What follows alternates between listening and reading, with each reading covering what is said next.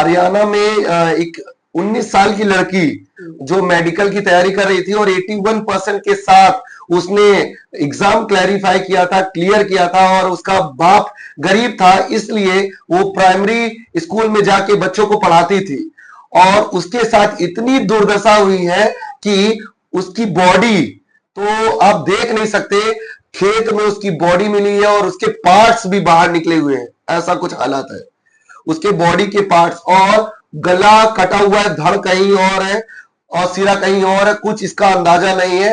और ये घटना हुई थी लगभग वही 11 अगस्त को, और 11 अगस्त से वो गायब थी, 13 अगस्त को उसकी बॉडी मिली है। और आज की डेट में अगर बात करोगे तो 6-7 दिन हो चुके हैं और कोई भी आरोपी का पता नहीं चला है। ये है भारत सरकार, ऐसा चलता है यहाँ पे। अगर यही बात आप चाइना की करते ना तो मेडिकल रिपोर्ट में जो पकड़ा जाता उसको ऑन द स्पॉट शूट कर देते, मार देते तुरंत। सऊदी अरब की बात करोगे तो तुरंत फांसी में लटका देते।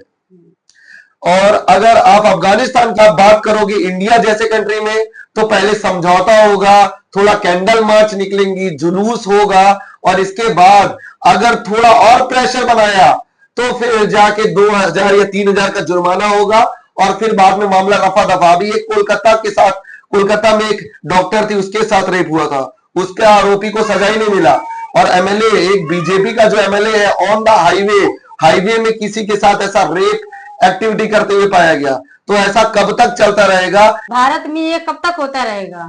जब तक ये किसी एक व्यक्ति की समस्या नहीं है, किसी की बहन और बेटी हो सकती है। तो इसमें भारत सरकार और पार्लियामेंट और सुप्रीम कोर्ट को ऐसे स्ट्रिक्ट कानून लाना पड़ेगा, जैसे चाइना, अफगानिस्तान, इराक, सऊदी अरब, इन सारे कंट्रीज में। कभी हमने सुना है कि चाइना में ऐसा रेप हुआ कि उसके इंटरनल पार्ट्स निकाल लिए गए, उसको मार डाला गया? कभी सुना है आपने? कभी सुना दुबई में ऐसा हुआ, सिंगापुर में ऐसा हुआ?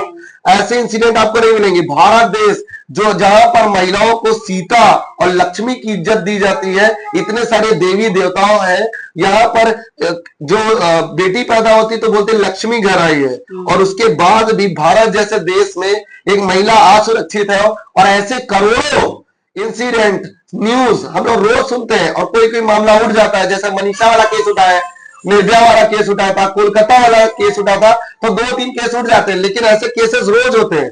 और ये जब तक भारत की सरकार और पार्लियामेंट और सुप्रीम कोर्ट इस पर स्ट्रिक्ट एक्शन नहीं लेंगे, तब तक भाई ऐसा होता रहेगा, तब तक ऐसा होता रहेगा। और इसमें सुधार की गुंजाइश नहीं है।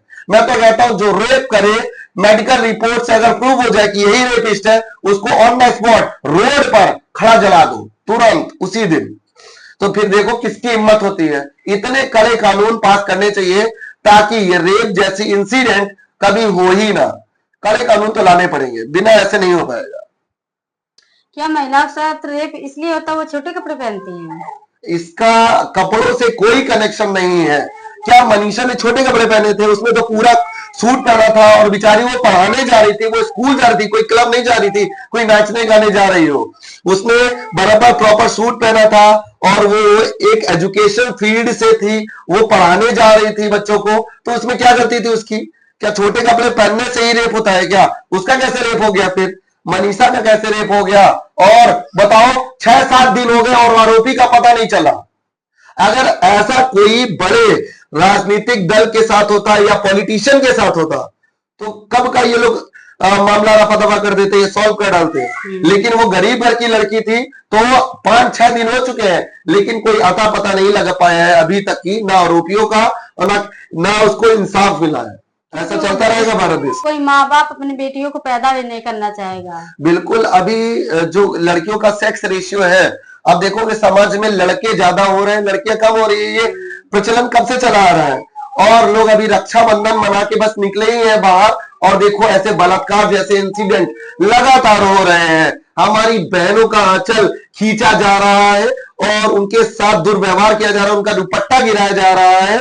और वह हाथ कंधों से कैसे जुड़ा है जिन्होंने हमारी बहनों का इज्जत लूटी है, वो हाथ कंधे से कैसे जुड़ा है जिन्होंने एक बहन की इज्जत लूटी है। मर्दानगी तो मोमबत्तियों में नहीं है, मर्दानगी तो वो है जिसने सीता को छेड़ा था तो लंका जला के आया था।